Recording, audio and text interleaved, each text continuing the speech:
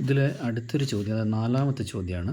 അതായത് the simple interest on a certain sum of money for 2 years at 15% annum is 960.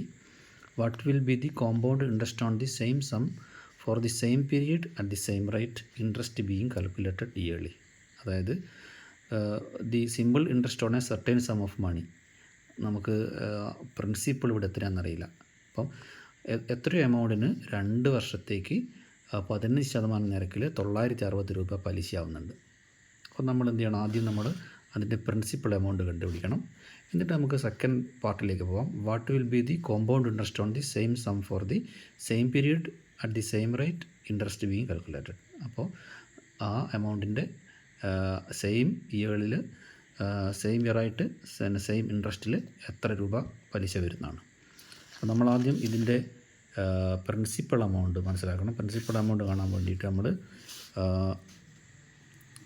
I സമം PRT, ഈ simple interest കാണുന്ന formula ഉപയോഗിച്ചുകൊണ്ട് നമ്മൾ P കാണുകയാണ്, പ്രിൻസിപ്പൽ എമൗണ്ട് കാണും. അപ്പോൾ നമുക്ക് തന്നിട്ടുള്ള ഇൻട്രസ്റ്റ് 960 രൂപ കിട്ടിയിട്ടുണ്ട് ഇൻട്രസ്റ്റ്. പ്രിൻസിപ്പൽ എമൗണ്ട് നമുക്കറിയില്ല. റേറ്റ് ഓഫ് ഇൻട്രസ്റ്റ് എത്രയാണ്? 15%. അപ്പോൾ നമ്മൾ എന്ത് ചെയ്യണം? ഇതിനെ 15/100 എന്നാക്കണം.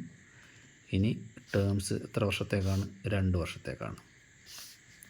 ഇതിൽ നമ്മൾ Pൻ്റെ വില കണ്ടുപിടിച്ച് കഴിഞ്ഞാൽ നമുക്ക് എത്ര പൈസയാണെന്ന് മനസ്സിലാവും. അപ്പോൾ അതിന് വേണ്ടിയിട്ട് നമ്മൾ 960 ഇൻറ്റു ഇവിടെ നമുക്ക് 15 ഇൻറ്റു 2 30, 30/100, 30/100 P എന്ന് എഴുതാം. ഇതിനാണ് ഈ P ഉള്ള സൈഡ് നമ്മൾ ഈ സൈഡിലേക്ക് കൊണ്ടുവന്നു കഴിഞ്ഞാൽ 30/100 P സമം 960. നമുക്കിതിൽ നിന്ന് Pൻ്റെ വില കണ്ടുപിടിച്ചാൽ മതിയല്ലോ. അതായത് P സമം 960. ഈ 30/100 സമത്തിൻ്റെ അപ്പുറത്തേക്ക് പോകുമ്പോൾ നേരെ തലതിരിഞ്ഞിട്ട് 100/30 എന്നാവും. നമുക്ക് എന്ത് ചെയ്യാം? ഇതിൽ നിന്ന് 0 0 ക്യാൻസൽ ചെയ്യാം. ഇനി 3 ഈ 96 എത്ര പ്രാവശ്യം പോകും നോക്കാം. നമുക്ക് 3 9 3 പ്രാവശ്യം പോവും, 6 2 പ്രാവശ്യം പോവും. 32 ഇൻറ്റു 100 എന്ന് പറയുമ്പം 3200. ഇതാണ് ഇതിൻ്റെ പ്രിൻസിപ്പൽ എമൗണ്ട്. അപ്പം ഇവിടെ ഈ രീതിയിൽ നമ്മൾ ചിന്തിച്ചാൽ ക്രിയകൾ തെറ്റാൻ വഴിയില്ല. അപ്പം നമ്മൾ സമത്തിൻ്റെ അപ്പുറത്തേക്ക് കൊണ്ടുപോകുമ്പം ഈ ഡിവൈഡഡ് ബൈ എന്നുള്ള നേരെ ഓപ്പോസിറ്റായി തിരിഞ്ഞിട്ടാണ് ഈ സൈഡിലേക്ക് പോവുക. ഇതൊക്കെ കണക്ക് ചെറുപ്പത്തിൽ നമ്മൾ പഠിച്ചതാണ്, ചെറിയ ക്ലാസ് പഠിച്ചതാണ്. അപ്പോൾ നമുക്ക് മുതൽ കിട്ടിക്കഴിഞ്ഞു. P 3200. ഇനി ഈ 3200 വെച്ചിട്ട് നമുക്ക് എന്ത് ചെയ്യണം? കൂട്ടുപലിശ കണക്കാക്കുന്ന രീതിയിൽ, കോമ്പൗണ്ട് ഇൻട്രസ്റ്റ് കണക്കാക്കുന്ന രീതിയിൽ നമ്മൾ 2 വർഷത്തേക്കുള്ള പലിശ കാണണം. അത് നമുക്ക് പല രീതിയിൽ കാണാൻ പറ്റും. ഇനി ഒരു നോർമൽ മെത്തേഡിൽ ഞാൻ പറയാം, പിന്നെ എളുപ്പമുള്ള കുറച്ച് മെത്തേഡുകളുണ്ട്. അപ്പം നമുക്കറിയാം, കൂട്ടുപലിശയായാലും അതായത് കോമ്പൗണ്ട് ഇൻട്രസ്റ്റ് ആയാലും സാധാരണ പലിശ ആയി കഴിഞ്ഞാലും ആദ്യ വർഷം രണ്ടും ഒരേ എമൗണ്ടാണ് ഉണ്ടാവുക. ആ രീതിയിൽ ചിന്തിച്ചുകൊണ്ട് നമുക്ക് ഒരു എളുപ്പ വഴിയിൽ ചെയ്യാം. അല്ലാതെ സാധാരണ രീതിയിൽ കാണുകയാണെങ്കിൽ നമ്മൾ A സമം P into 1 + R/100 whole raised to T.